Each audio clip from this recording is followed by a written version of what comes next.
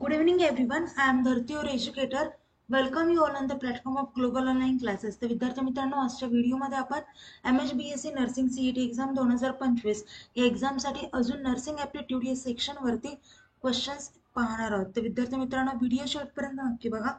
या व्हिडिओचा तुमच्या एक्झामसाठी नक्कीच फायदा होईल अशी माझी गॅरंटी आहे. तर जे स्टुडंट्स आपल्या चॅनलवरती नवीन आहेत त्यांच्यासाठी मी सांगू इच्छित आहे, जर तुम्ही MHBSc नर्सिंग CET एक्झाम 2025 या एक्झामसाठी प्रिपरेशन करत असेल तर तुमच्या प्रिपरेशनसाठी ग्लोबल ऑनलाईन प्लॅटफॉर्मने एक कम्प्लीट कोर्स लॉन्च केला आहे. त्यामध्ये तुम्हाला फुल सिलेबस लाईव्ह व्हिडिओ लेक्चर्स मिळतील, रेकॉर्डेड लेक्चर्स मिळतील, 50+ फुल सिलेबस टेस्ट सिरीज मिळेल, त्यासोबतच 2000+ एमचे क्वेश्चन बँक आणि फुल सिलेबस नोट्स देखील मिळतील. या सर्व गोष्टी तुम्हाला फक्त 3000 रुपयांमध्ये अवेलेबल करून देण्यात आले आहेत. अजून काही कोर्सबद्दल माहिती हवी असेल किंवा कुठल्याही प्रकारचे डाऊट्स असतील तर मी स्क्रीनवरती 2 नंबर दिले आहेत, त्या नंबरवरती तुम्ही कॉन्टॅक्ट देखील करू शकता. आता हा कोर्स ॲक्सेस कसा करायचा ते पाहू. तर त्यासाठी ग्लोबल ऑनलाईन ॲप्लिकेशन प्लेस्टोरवरती जाऊन डाउनलोड करा. त्यानंतर ॲप्लिकेशन ओपन करा. ॲप्लिकेशन ओपन केल्यानंतर नाव आणि नंबर एंट्री केल्यानंतर तुम्हाला असं इंटरफेस समोर येईल. इंटरफेसच्या पहा डाउनलोड साईडला स्टोअर असा आयकॉन असेल, त्यावरती क्लिक करा. त्यावरती क्लिक केल्यानंतर तुम्हाला कोर्सेसचं पेज दिसेल. कोर्सेसच्या पेजच्या सर्च बॉक्समध्ये तुमच्या कोर्सचं नाव टाईप करा. MHBSc नर्सिंग असं टाईप केल्यानंतर तुम्हाला खाली तुमचा कोर्स दिसेल. तो कोर्स ओपन करा आणि तो कोर्स एनरोल करा. एकदा का तुम्ही कोर्स एनरोल केला त्यानंतर कोर्सेसच्या सर्व गोष्टी तुम्हाला ॲक्सेस होतील. चला आजच्या आता प्रश्नांकडे वळूया. पहिला प्रश्न आहे, what property of water allows someone to fill a glass slightly above the rim without the water flowing over.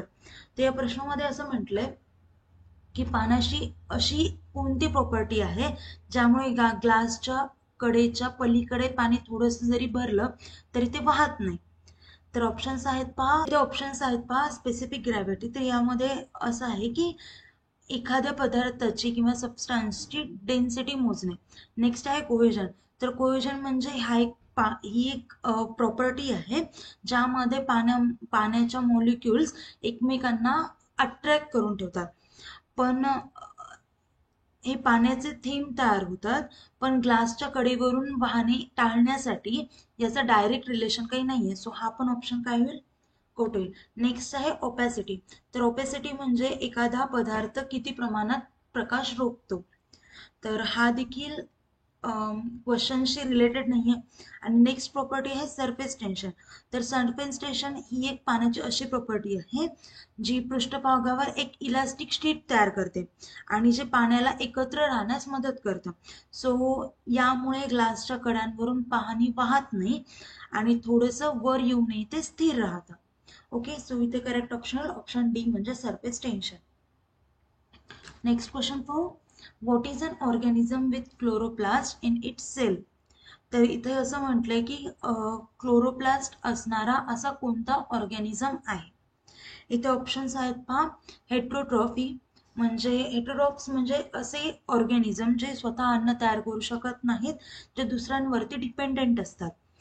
Okay, तर आणि क्लोरोप्लास्ट हा हे असं यांच्याकडे नसतं का, कारण हे स्वतः अन्न तयार करत नाहीत. नेक्स्ट आहे ऑटोट्रॉप. तर ऑटोट्रॉप म्हणजे असे ऑर्गॅनिझम जे स्वतः अन्न तयार करतात फोटोसिंथेसिस या प्रोसेसने. तर यामध्ये क्लोरोप्लास्ट असतं आणि जे लाईट वापरून स्वतःचं अन्न तयार करतात. जसं की आपण एक्झाम्पल पाहिलं प्लांट्स किंवा अल्गी. ओके, ही ऑटोट्रॉप्सचे एक्झाम्पल आहेत आणि यांच्यामध्ये क्लोरोप्लास्ट असतं. ओके, मग इथे करेक्ट ऑप्शन येईल ऑप्शन बी क्लोरोप्लास्ट, सॉरी ऑटोट्रॉप. तर नेक्स्ट ऑप्शन आहे पहा हर्बिवोर. तर हर्बिवोर म्हणजे असे प्राणी जे फक्त झाडं प्लांट्स खातात. ओके, जे अन्न स्वतः तयार करत नाहीत त्यामुळे त्यांच्याकडे देखील क्लोरोप्लास्ट नसतं. नेक्स्ट आहे प्रायमरी कन्झ्युमर. प्रायमरी कन्झ्युमर हा फूड चेन मधला पहिली एंटिटी आहे जे प्लांट्स खातात. जसं आपण पकडलं एक्झाम्पल गाई किंवा हरिण. ओके, तर हे स्वतः अन्न तयार करत नाहीत त्यामुळे यांच्याकडे देखील क्लोरोप्लास्ट नसतं, म्हणून हा देखील ऑप्शन कट होतो. सो इथे करेक्ट ऑप्शन येईल ऑप्शन बी म्हणजे ऑटोट्रॉप. नेक्स्ट क्वेश्चन पाहू. What causes intestinal symptoms. आता या प्रश्नामध्ये विचारलंय की इंटेस्टायनल सिम्पटम्स हे कोणत्या प्रकारच्या टॉक्झिन्समुळे होतात. ऑप्शन्स आहेत सायटोटॉक्झिन्स. सायटोटॉक्झिन हे असे विषारी पदार्थ किंवा पदार्थ असतात जे सेल्सला नुकसान पोहोचतात आणि त्यांना नष्ट करतात. नेक्स्ट आहे न्यूरोटॉक्झिन्स. न्यूरोटॉक्झिन्स हे नर्वस सिस्टीम वरती परिणाम करतात. नेक्स्ट आहे एंटेरोटॉक्झिन्स. तर एंटेरोटॉक्झिन्स हे मेनली इंटेस्टाइनवर परिणाम करतात आणि हे बॅक्टेरिया तयार करतात. त्यासोबतच डायरिया, वोमिटिंग, ॲब्डोमिनल पेन यासाठी हे रिस्पॉन्सिबल असतात. सो इथे करेक्ट ऑप्शन येईल ऑप्शन सी. नंतर आहे ऑप्शन ल्युकोसिडिन्स. तर ल्युकोसिडिन्स हे एक हे व्हाईट ब्लड सेल्सला डॅमेज करण्यासाठी रिस्पॉन्सिबल असतात. ओके, नेक्स्ट क्वेश्चन पाहू आता.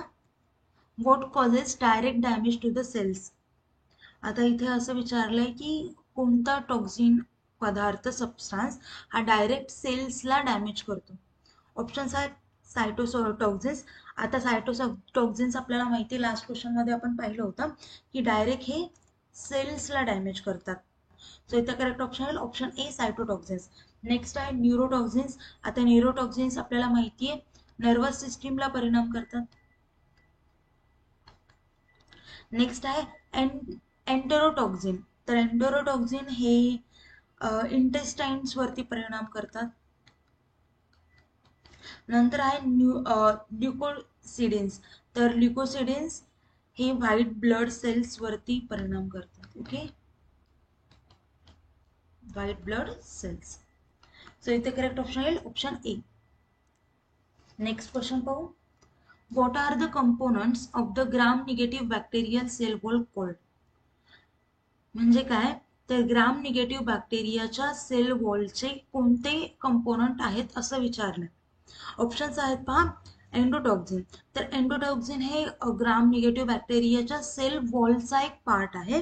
मेनली हे LPS हे घटक जो सेल वॉलच्या बाहेरच्या आउटर मेम्ब्रेन वरती असतो आणि तो एंडोटॉक्झिन म्हणून ओळखला जातो.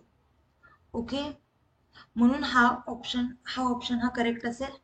नेक्स्ट ऑप्शन आहे एक्झोटॉक्झिन्स. तर एक्झोटॉक्झिन्स हा ग्राम निगेटिव्ह बॅक्टेरियल सेल वॉलचा भाग नाहीये.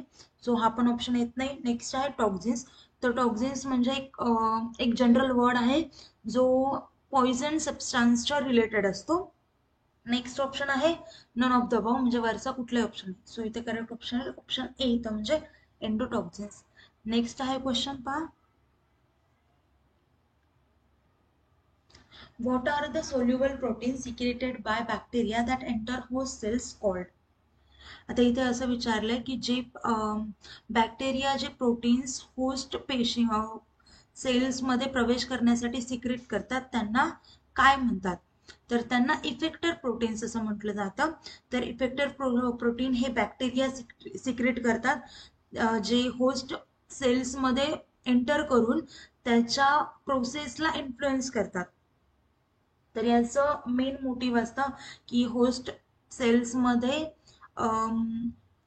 इन्फ्लेमेशन सारखं किंवा त्या पेशंटना डॅमेज करायचं काम करतात. ओके, आता बाकीचे ऑप्शन्स आहेत. फर्स्ट आहे रिसेप्टर्स. रिसेप्टर्स हे असे सेल्स असतात जे सिग्नल्स किंवा सबस्टन्सला एक्सेप्ट करतात. नेक्स्ट आहे एन्झाईम्स. तर एन्झाईम्स असे ऑर्गॅनिझम्स असतात जे बायोलॉजिकल प्रोसेस नीट करण्यासाठी उपयोगी ठरतात. नेक्स्ट आहे अँटीबॉडीज.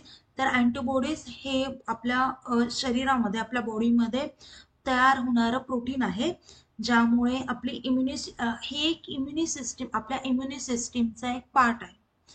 सो हा पण ऑप्शन कट होतो. सो इथे करेक्ट ऑप्शन असेल इफेक्टर प्रोटीन्स. नेक्स्ट क्वेश्चन पाहू.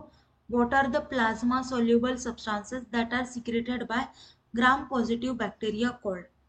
आता इथे आपल्याला या प्रश्नामध्ये विचारलंय ग्राम पॉझिटिव्ह बॅक्टेरिया कडून एक्सेप्ट करणाऱ्या प्लाझ्मा सोल्युबल सबस्टान्सेसमध्ये सबस्टान्सला काय म्हटलं जातं.